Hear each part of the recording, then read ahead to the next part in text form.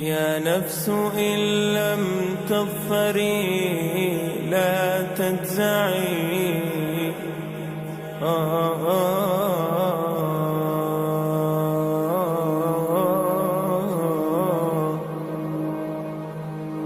يا نفس إن لم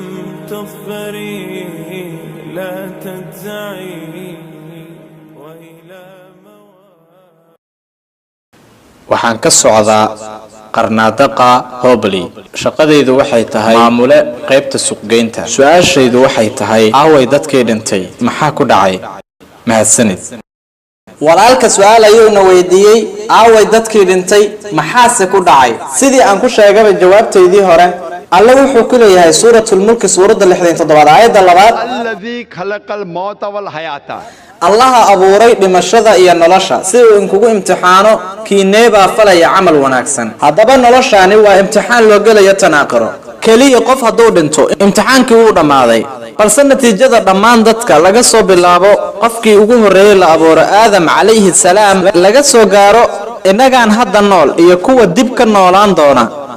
dhamaantood waxa la soo bixin doonaa maalinta xisaabta natiijadana maalintaas ayaa si wadar ah loo soo bandhigi doonaa tusaale ahaan agteen hadda waxa ah codayntu waxay ka dhacaysaa waqooyiga Hindiya taariikh cayiman koonfurtana waxay ka dhacaysaa taariikh cayiman bariga Hindiyana waxay ka dhacaysaa taariikh kale oo cayiman laakiin xisaabinta iyo soo bandhigida natiijooyinka codaynta hal mar ayaa la soo bandhigayaa haddaba isla tusaalahan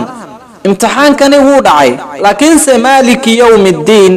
waa saaxiibka maalinta xisaabta maalinta si wada jir ah la isku xisaabin doono kan qaldan iyo kan saxanba xisaabtoodu maalintaas ay ahaan doonto iyadoo arintaas ay raacsan tahay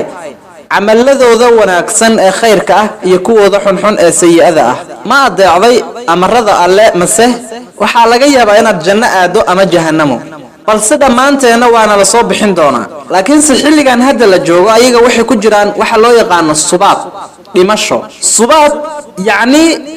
way dhinteen balse dib ayaa loo soo bixin doonaa Allah subhanahu wa ta'ala markale ayuu nolosha siin doonaa maalinta yawmul aakhiro ee la xisaabin doono haddaba basharka oo idil maalintaasi waa la soo bixin doonaa waa maalinta xisaabta Allah subhanahu wa ta'ala maalinta xisaabta wuxuu leeyahay kuna yiri quraanka dhaxdiisa inuu san jirin qof mucaaradi doona cadaaladda Allah subhanahu wa ta'ala maxaa yeelay xubinadeena jirka ayaa nagu marqaati kici doona indhaheena way nagu marqaati kici doonaan gacmaheena way nagu marqaati kici doonaan xitaa kuwaas la galin doono jaxiimo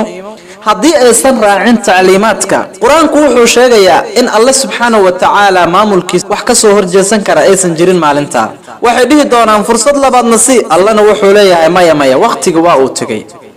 imtixaankii uu dhamaaday maalintaas xisaabinta dhamaan dadka waa la soo saaraya waxa la soo saaraya amaladooda wanaagsanaa iyo kuwada xuma waad guuleysanaysaa ama waad fashilmaysaa waxaad aadaysaa janno ama jaxiimo waxaan rajaynayaa inaan su'aashaada ka jawaabay